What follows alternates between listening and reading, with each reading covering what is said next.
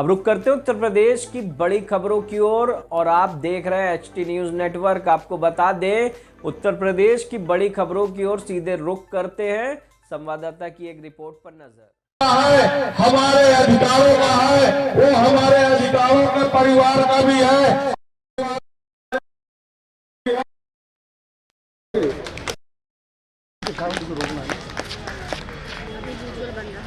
तो मेरे साथ कितना कर्मचारी है जो वेतन रुकवाना चाहता है? आवाज दो। कितने कर्मचारी सस्पेंड होना चाहते हैं? कितने कर्मचारी बर्खास्त होना चाहते हैं? नियुक्ति प्राधिकारी महोदय जी को मैं संज्ञानित कराऊंगा कि आप के द्वारा। नमस्कार, मैं अर्चना और आप देख रहे हैं हंगामा टाइम्स। हंगामा टाइम्स इस समय इको गार्डन यानी कि ओपन जेल में, जहां पे आप चारों तरफ ये भारी भीड़ देख रहे हैं, जहां हजारों की तादाद में, लाखों की तादाद में यहां पे लोग उपस्थित हैं। स्मारक समिति के द्वारा यहां पे 16 दिन हो गए हैं, 16 दिन से धरना प्रदर्शन चल रहा है। तो हमारे साथ में जो है तो उनसे हम बात करेंगे कि किन मांगों को लेकर के वो धरने बैठे हैं। तो क्या नाम है आपका? मेरा नाम कौशल किशोर आदित्य है। मैं इस संगठन का जो है अध्यक्षता कर रहा हूं, जबकि हमारे यहाँ कोई भी विभाग में संगठन नहीं है। हमारी नियुक्ति 2011 में हुई थी। 1300 से हम 1400 ग्रेड पे हुई है और जिनका मूल वेतन 4440 7440 है। हमारी पहली मांग है पुनरीक्षित वेतनमान लागू करते हुए ग्रेड पे 1800 और 5200 20,200 का स्केल लागू किया जाए। दूसरी मांग ये है कि हमारा सवेतन चिकित्सा अवकाश, जैसा कि अभी तक हमारे विभाग में एक मेडिकल का अंग है प्रसूति अवकाश। प्रसूति अवकाश तो दिया जा रहा है, लेकिन सवेतन चिकित्सा अवकाश नहीं दिया जा रहा है। जैसे EL या CL के अभाव में कर्मचारी उस स्थिति में गंभीर बीमारियों के कारण से अगर ग्रसित हो जाता है तो CL या EL अवकाश नहीं होते, तो उस स्थिति में कर्मचारी जब घर में पढ़ के आराम कर रहा होता है या इलाज करा रहा होता है तो विभाग द्वारा जो है वेतन बाधित कर दिया जाता है। और इस स्थिति में जो है कर्मचारी आर्थिक और शारीरिक दोनों तरफ से टूट रहा होता है और इलाज के अभाव में लगभग 167 परिवार में लगभग 50-60 कर्मचारी तो हमारे इलाज के अभाव में ही खत्म हो गए। तो मैं चाहता हूं कि सवेतन चिकित्सा अवकाश लागू कर दिया जाए, जिससे कर्मचारी अपना पूर्ण रूप से इलाज करा के पुनः विभाग में सेवा उपलब्ध कराया करके हमारी मांगे जो है 13 साल होने जा रहे हैं। अभी तक जो भी हमारी मांगे हैं वो वैसे जैव की त्यों बनी हुई हैं। तीसरी मांग ये है कि मृत आश्रित परिवार लगभग हमारा 168 हो चुका है। हम चाहते हैं कि उन आश्रित परिवार को सेवा का लाभ प्रदान किया जाए, जिससे वो अपने बच्चों को सुचारू रूप से शिक्षाएं जैसे प्रभावित हो चुकी हैं उनकी या आर्थिक रूप से भुखमरी के कगार में चल रहे हैं, तो वो अपना जीवन यापन कर सकें और बच्चों को आने वाले जो भविष्य है उनको जो है सुचारू रूप से शिक्षा प्रदान की जा सके। तीसरी चीज़ ये है कि हमारे यहाँ स्मारक समिति के कर्मचारियों को 13 वर्षों से निरंतर बोनस के लिए बजट दिया जा रहा है, लेकिन बजट देने के बाद भी कर्मचारियों को बोनस नहीं दिया जा रहा है। जबकि एक किराने की दुकान में कार्य करने वाले कर्मचारी को 1 किलो मिठाई, 1 जोड़ी कपड़ा के जो है सेठ जो है देता है उसको, लेकिन हमारे यहाँ बजट होने के बावजूद भी उच्च अधिकारियों के द्वारा जो है अभी तक बोनस नहीं दिलाया गया है। तीसरी चीज़ ये है कि हमारे पास CPF खाता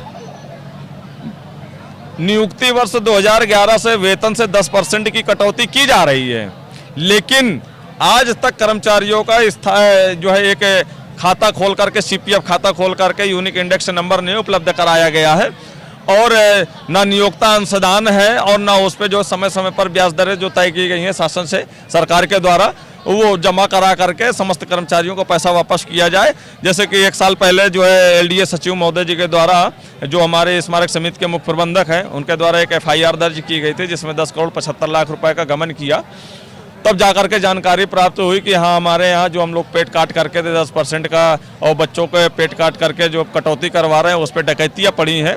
तो इस तरीके से अभी तक बैंक के द्वारा एक चेक दी गई है केवल 10 करोड़ की कि यदि बैंक दोषी पाई जाएगी तो उस कंडीशन में बैंक उसकी भरपाई करेगी, या दोषी नहीं पाई जाएगी तो उसकी भरपाई नहीं करेंगे। इस तरीके से अगर देखा जाए नियुक्ति 2011 से अब तक 2023 तक तो लगभग 800 करोड़ रुपया हो चुका होगा, जिसका कोई अता पता नहीं है कहाँ नहीं है। तो हम चाहते हैं कि समस्त कर्मचारियों का CPF खाता खोल करके उनको जो है एक यूनिक इंडेक्स नंबर उपलब्ध कराया जाए।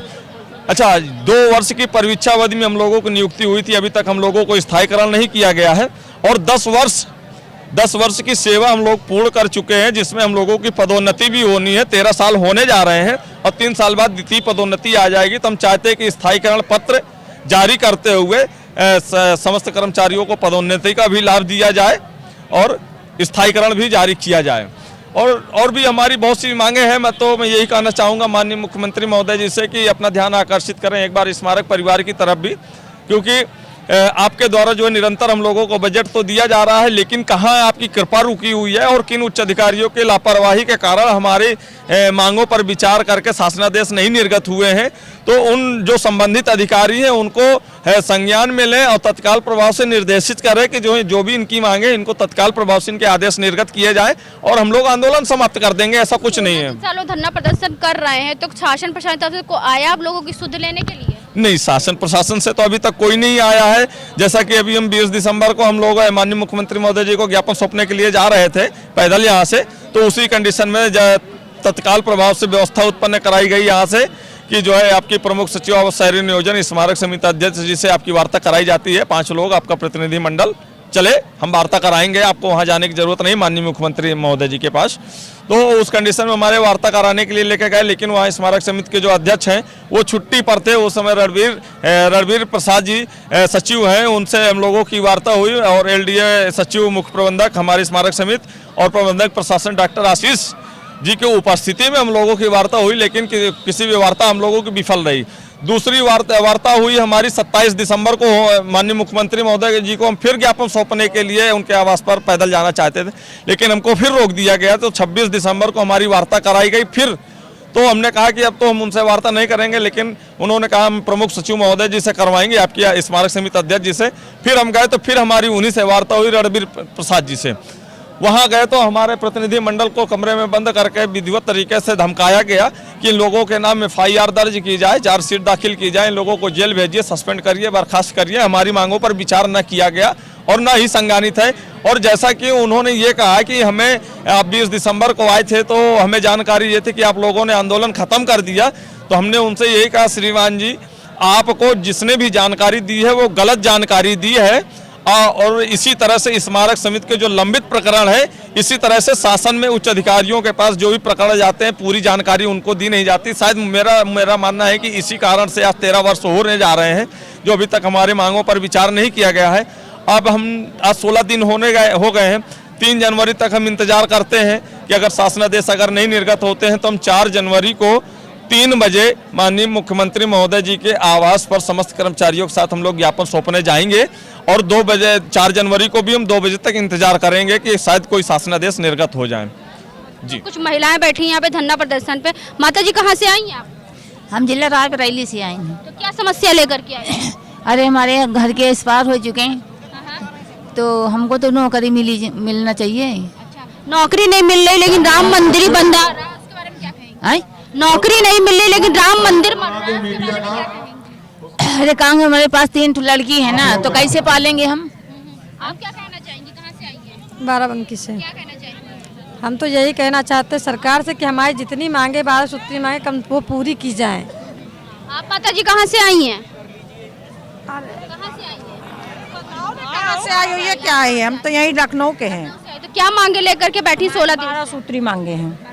तो जिस तरीके से हम आपको दिखा रहे हैं इको गार्डन में जहाँ पे कई धरना प्रदर्शन चल रहा है, वहीं पे स्मारक समिति के द्वारा यहाँ पे 16 दिन से अनिश्चित काल के धरना प्रदर्शन चल रहा है, जहाँ पे ना शासन प्रशासन की तरफ से कोई सुध ली जा रही है और न कोई यहाँ देखने आ रहा है। इतनी कड़ाके की ठंड पे लोग धरना प्रदर्शन में बैठे हैं, लेकिन शासन प्रशासन की कान पे जू तक नहीं रेंग रही है।